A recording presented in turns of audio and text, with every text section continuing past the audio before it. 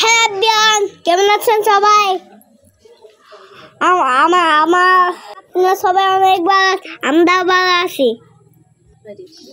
আমরা চলে গেছি মাসির বাড়ি, ওখানে আমরা একটা দুর্গা মন্দির গেছি। চলো আপনাদেরকে দেখে আসি।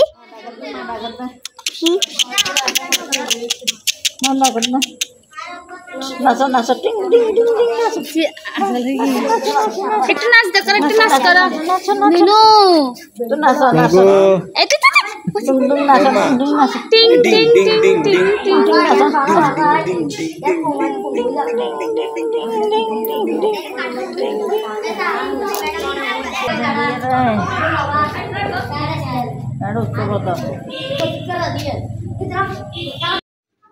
কেমন আছেন সবাই?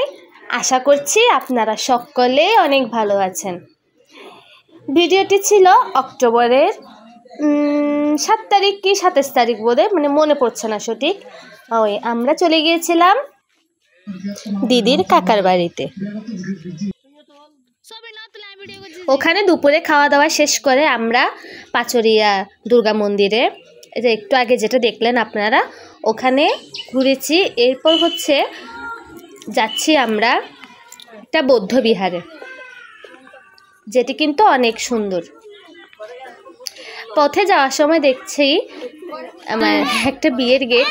দিদি বলল যে এটা সহ ছবি তুলো, তাহলে এটা একটা স্মৃতিতে থেকে যাবে। দূরে দেখা যাচ্ছে যে অনেকগুলো ওই যে কলা গাছে কলা ধরে আছে, এখনো পাকেনি। আমরা যাচ্ছি বৌদ্ধ মন্দিরে,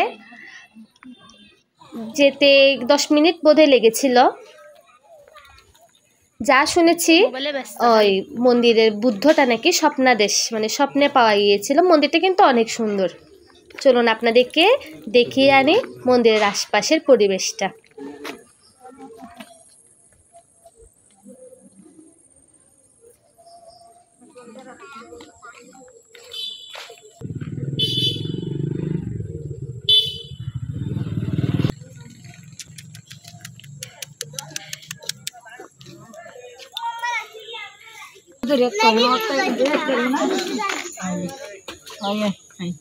অতঃপর আমরা চলে এলাম পাচুরিয়া বৌদ্ধ মন্দিরে।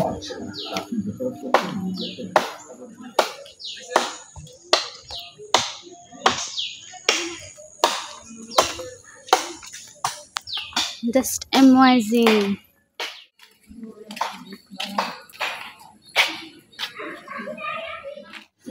আমাদের সনাতন ধর্মাবলম্বীদের যেমন এই মা মগদেশ্বরের একটা মন্দির থাকে, ঠিক তেমনি দেখতে পেলাম বৌদ্ধ ধর্মাবলম্বীদেরও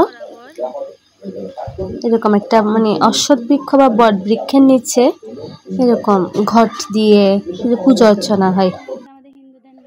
তবে এই বৃক্ষটার নাম কি আমি সঠিক জানি না।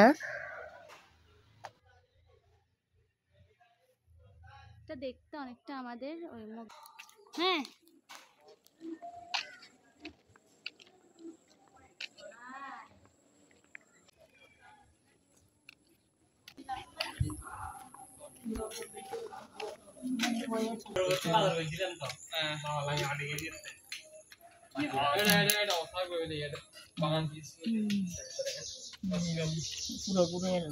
মাম্মা একদিন যাবো।